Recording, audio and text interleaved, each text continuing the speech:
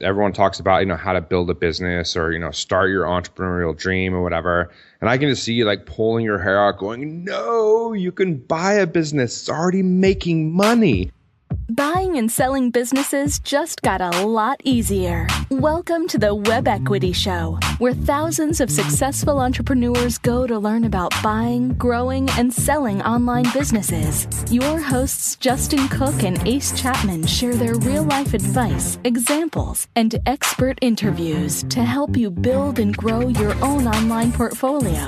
Now to your hosts, Justin and Ace.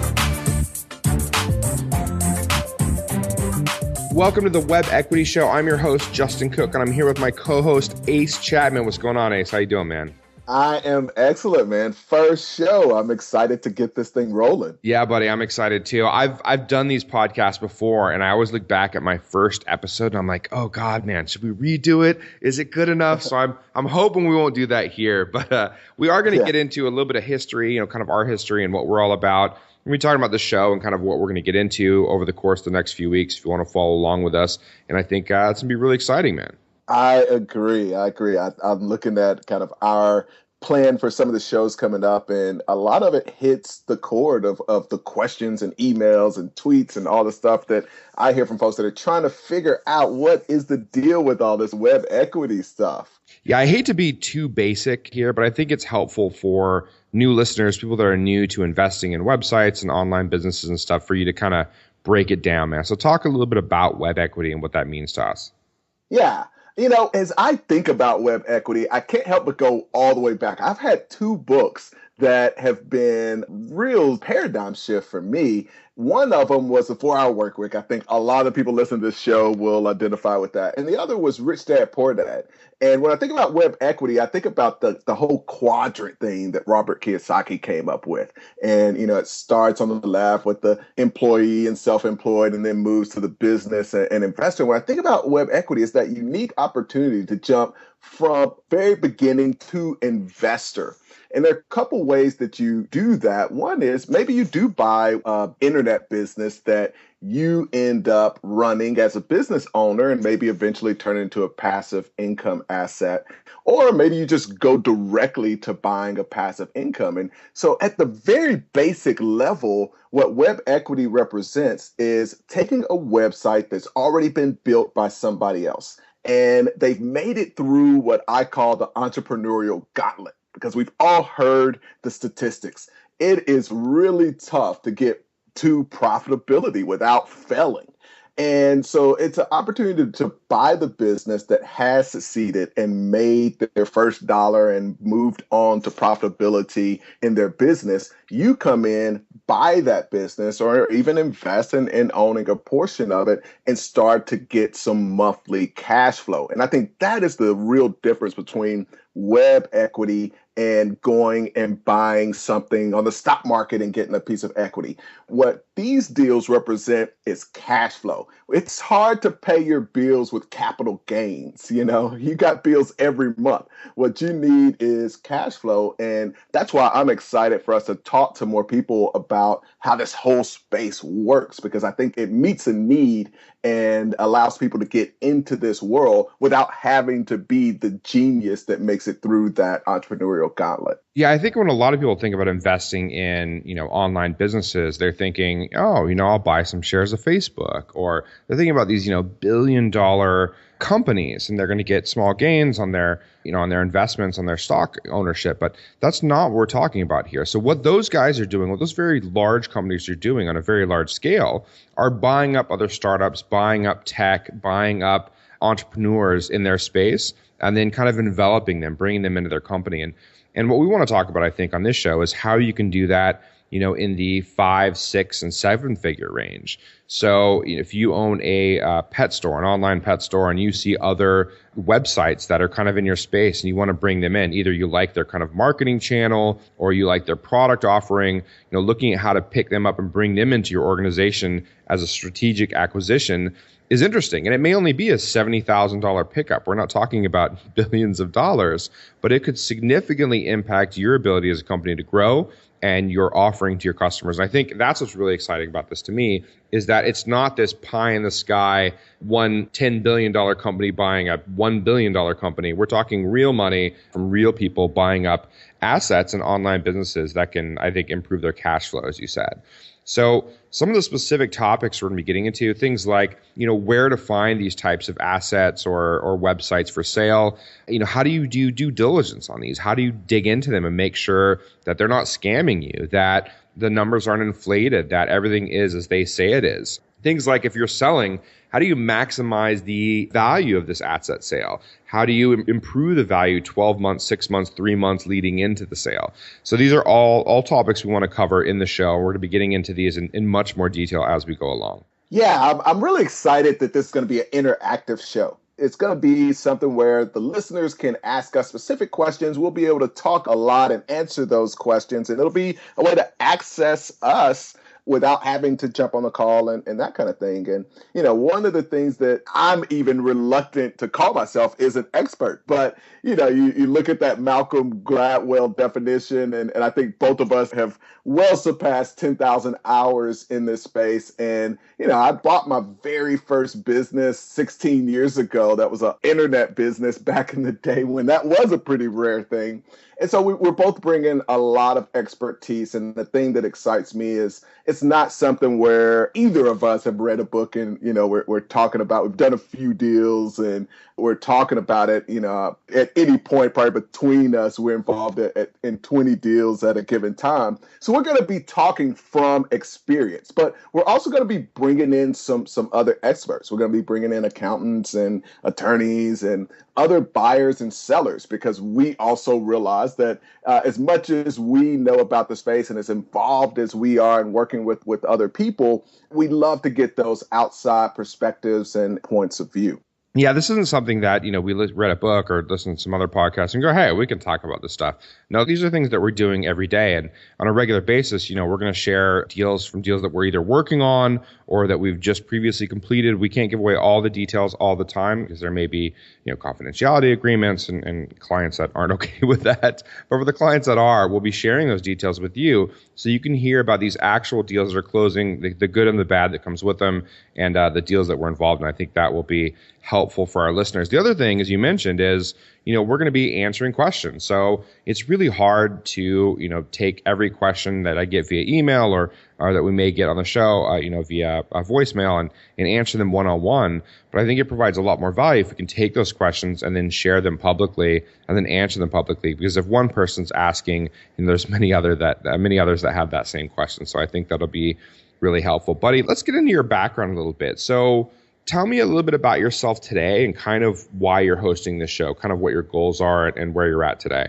Yeah, so as I mentioned, we buy and sell businesses. So on the first thing that I'm spending time doing is managing my own portfolio of businesses and investing in other deals. And every once in a while, I'm still buying businesses. I don't have as much time to put into running the business as I used to and kind of being the operator. But when there's passive deals that I can kind of hire somebody to run, then I really love doing that. The other thing that I started doing 6 years ago is working with clients who are interested in doing this stuff as well. And as you know, Justin, I still work in the offline world as well as the internet and web equity world. And I help people kind of from beginning to end. I help them find the business, do due diligence, and do the things that we're talking about, come up with valuation and put together the financing to buy the business. And, over the last 6 years, we've helped over 100 folks buy businesses. And that's been exciting. But the thing that's really neat and the reason that I do it, and hopefully the thing that comes from this, is more deals. I love, and one of the reasons I work with clients is I invest in their businesses. And so the more people that I can come in contact with and the more opportunities for me to find really great investments and great people that I want to work alongside. Well, you do both offline and online deals. And just between you and our company, I mean, we've done multiple six-figure deals, maybe getting close to seven figures in total. I'd say probably mid six figures or something. So I know that we've done some business together, and that's only the deals that you've done with our company. And I know you're doing a lot of deals outside of there. So, you're a full-on business broker, man. You've got your fingers in a lot of pies. you're involved in a lot of deals. You've got equity stakes and even more deals. But that may be intimidating to someone that's looking to just kind of get started in buying and selling websites. I've had people ask me, they're like, how do you become a broker?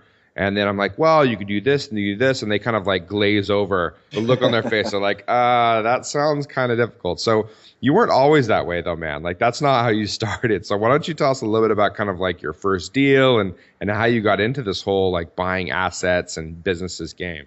Yeah. The funny thing about where we are now is, and in this world is, in the last couple of months, I've done everything from $3.2 million deal that we were putting together and helping a past client sell, and down to like $20,000 deal that we're in the process of doing right now with you guys. And so there's this wide spectrum, which creates a lot of excitement and a lot of new experiences and all of that. But you're exactly right.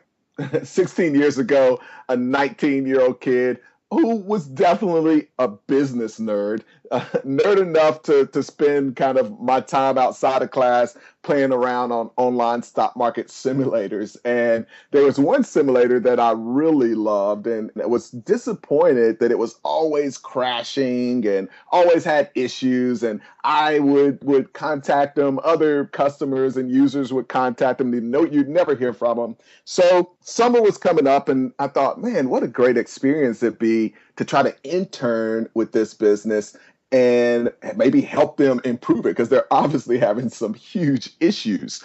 So I reached out to them to find out if they had an internship program, if I could come in as an intern and help them out. And after a couple of weeks, I get an email back and they say, hey, actually, this is a project that we're not interested in anymore. We want to sell it. Would you be interested in buying it?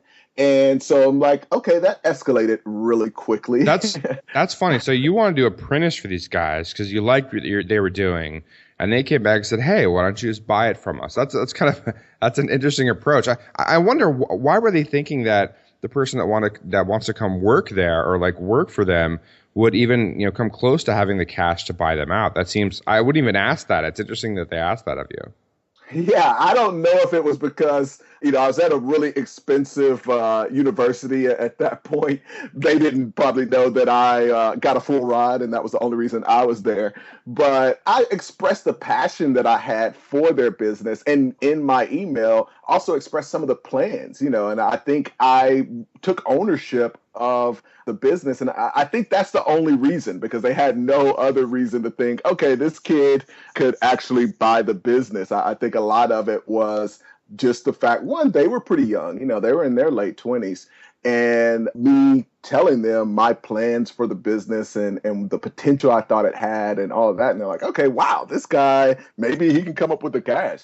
And when I wrote back saying, yeah, I was thinking maybe they're going to give me this amazing deal. And they wrote back and said 70,000. I'm looking at my bank account. I've got 3,000. That's 70,000 might as well be $1 million. So why didn't you walk? Okay, so it's 70,000. You've got 3. You don't even want to come back and ask them if they'll sell for 3 because you'd sound like an asshole, right? Like I can't do that.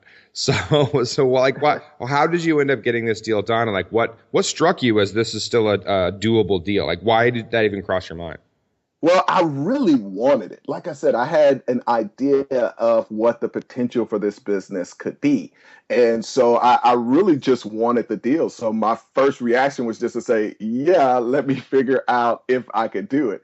The thing that I didn't know at that point was what a great deal it was. So after a few days of thinking like, okay, there's no way I'm going to be able to do this, I decided to go back to them and ask them if they would finance half of it. So at that point, if I would have known a lot about this, and I find this with my clients, I had a guy, one of my clients in Toronto, who just negotiated a deal that was a lot more aggressive than I felt that the seller would have accepted. And so it was the case back then where I was just naive enough to ask for the outrageous. Now, they were selling me the deal at 1 time's earnings. So anybody who's in the space understands that, on average, these businesses will go from 2.5 times the cash flow that's coming into the business on an annual basis. They were already selling it to me at 1 time's earnings. So for me to come back and ask for them to finance half of it was pretty outrageous, but they ended up saying yes. And after that, I still had an outrageous amount of money to come up with. I found a buddy of mine at my college who loved the business as well. He obviously was as big a nerd as I was, and he decided to put some equity money in it. And then I really went out on a limb. I had to keep this a total secret from my parents or they would have strangled me. I went and applied for some credit cards, and I used the rest of that to kind of make up that about $12,000 difference. And the good news is it totally worked out. They had the name of the site, just to tell you a few of the changes I made. Well, it was makingstockcash.com. I changed it to Cool Wall Street. We ended up growing the user base from 10,000 users to 250,000 in 70 countries. And so it was a really great experience. Now, one of the things that had a lasting impression on me was I held on to it too long. So I held on to it after the bust. I could have had a 7-figure exit, had a low 6-figure exit.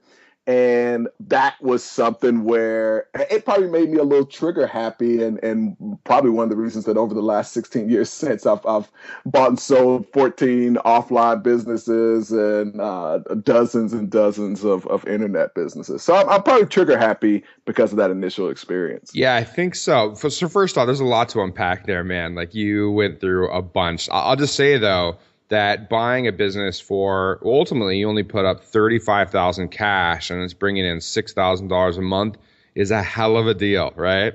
I mean, yeah. Would you take that in a heartbeat today? I offer that to you. Done. Where do I send the money? Let's do it. But yeah, so that's pretty cool. So you got another buddy, and how much equity stake did you give? Did he put up half the cash, half the 35,000? Yeah, he put up half the 35,000. He ended up with a third of the business. So I just went to him like an investor. Hey, I'm doing this deal. Even though he put up about half of that, I was going to put in a little bit more work. It's passive. Yeah, or more passive for him, where you're going to be the prime operator of the business. Exactly. And he brought to the table some technical ability and that kind of thing.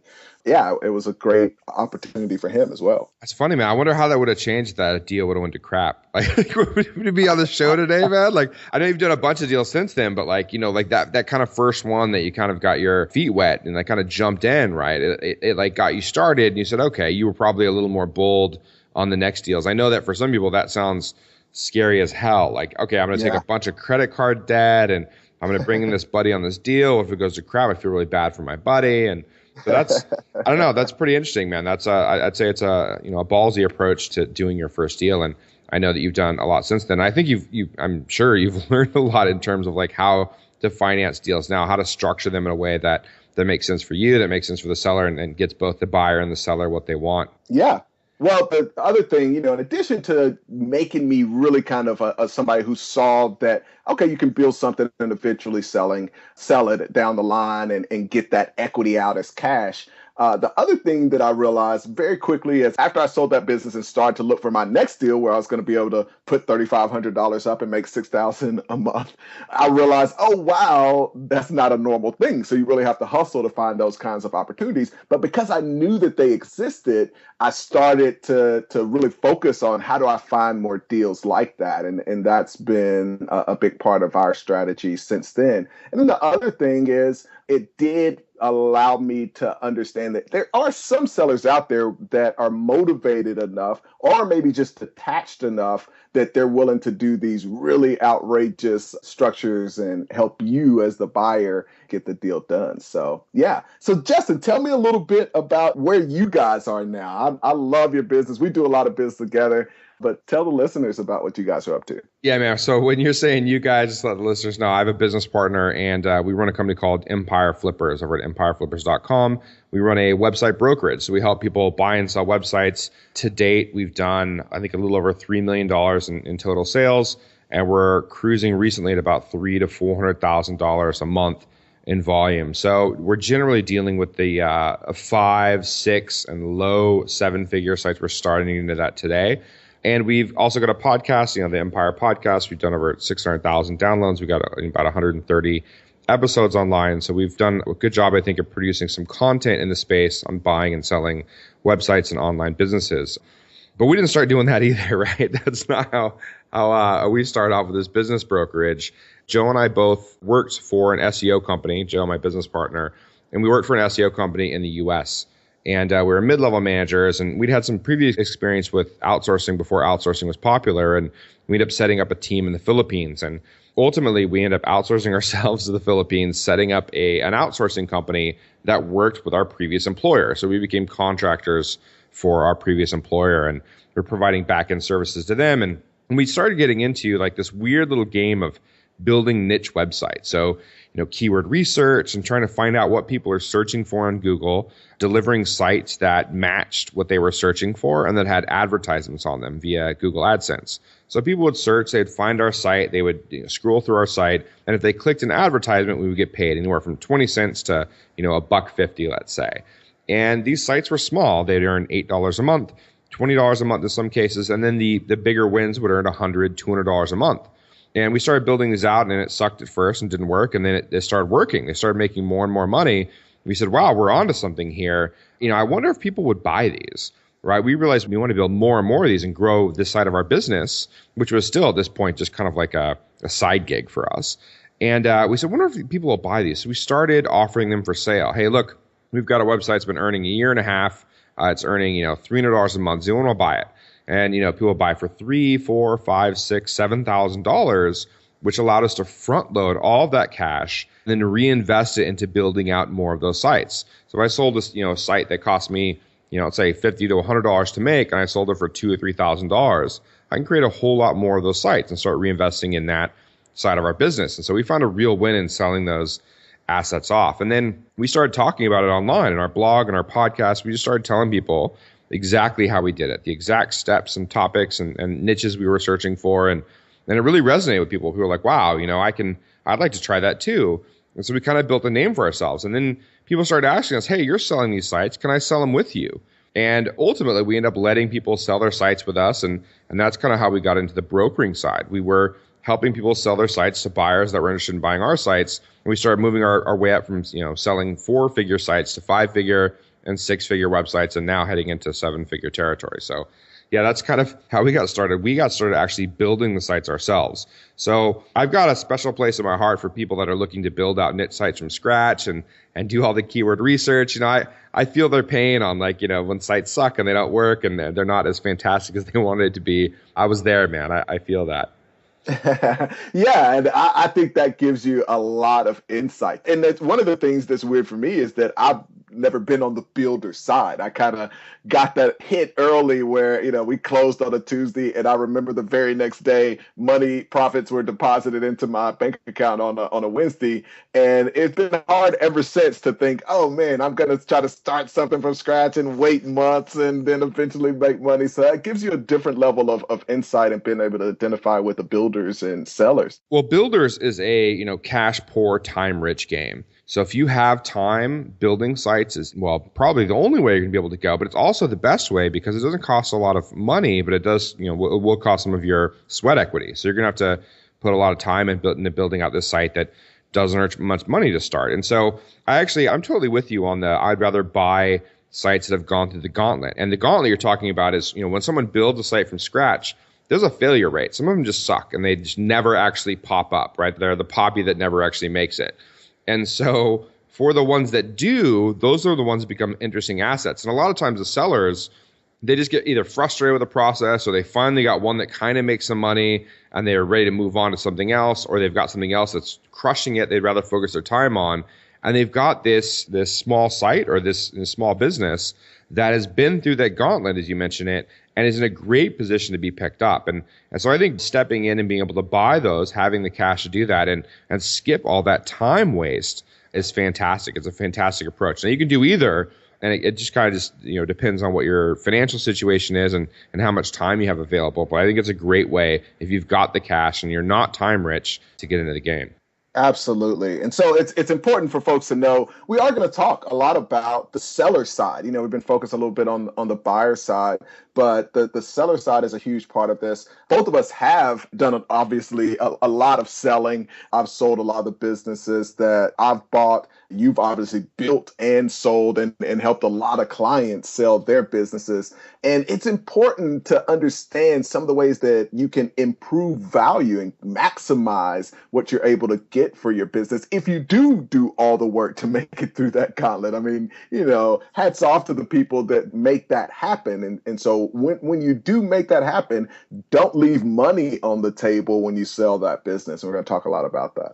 Yeah, it's interesting because there's always two sides of the coin, right? On the one hand, I could say, Ace, that you're a bit of a vulture, right? You just kind of sit around and then, someone's got some business that's just about to make it and you go and you steal the fruit from the baby, man. Like you're swooping in, you're like, oh, you got this nice little piece of food? I'm taking it from you, right? And so it could be viewed that way. And definitely, I think, if you're on the sell side, it could be viewed that way. But on the buy side, you're like, look, that's a fantastic buy. I'm always looking for those types of deals. So yeah, you can't have it both ways, right? You can't say, oh, this is a ridiculously great deal for the buyer because it's probably a bad deal for the seller. And so we're going to talk about kind of like what that balance is and how you can get into that. We'll talk about that in some future episodes. But let's talk a little bit about why we're doing this show overall. Absolutely. Well, and I want to talk about why we're doing the show, but it's important to realize that if I am a vulture, I am a very happy, friendly vulture. Who are those guys, the foreclosures or whatever, that like they sweep in and try to snatch your home when you're going into foreclosure? Man, I saw this interview with this guy and he was doing that with homes, and like I was just like, wow, man, what a jerk. But I don't feel like, at least we're not going after businesses that I think are on their last legs. I mean, I think those opportunities pop up, but often it's like they're either kind of being neglected because the person has moved on, or it kind of just popped up and this person has, some other interests, or they've got some other things they're working on. I've rarely seen a deal where they just desperately need it and the buyer steps in. Or I don't know, I'm representing the seller often, so even if we saw that, I'm not sure that I would project that in terms of the situation the seller's in. So yeah. Absolutely. So why are we doing this show? First of all, I've realized, over the last 16 years, I mean, it's amazing to me. I think early on, I kept thinking, man, people are going to realize that this whole buying businesses thing is an amazing investment. So I almost, for the first 5 years of me buying businesses and slowly selling them and eventually meeting my mentor who flips hospitals, I felt like, okay, eventually the word's going to get out. So I got to do these deals quietly so that nobody realizes that there's this huge opportunity to make this amazing return on your money. And compared to real estate or the stock market or anything else, there's literally no comparison at all. And so it was a shock to me that like a decade later, you look at every blog, every magazine that's about entrepreneurship, all the books on the bookshelf, and 99.9% of it is all about starting from scratch. And you have this tiny little sliver that's like, oh, or you could buy one of the millions of businesses that have already made it and kind of jump over that entrepreneurial gauntlet or that entrepreneurial lottery that you have to go through if you're going to start from scratch. And so that was the point where I realized, okay, wow, I probably should start spreading the word about this. And so a lot of this is because, one, there isn't a lot of information out there.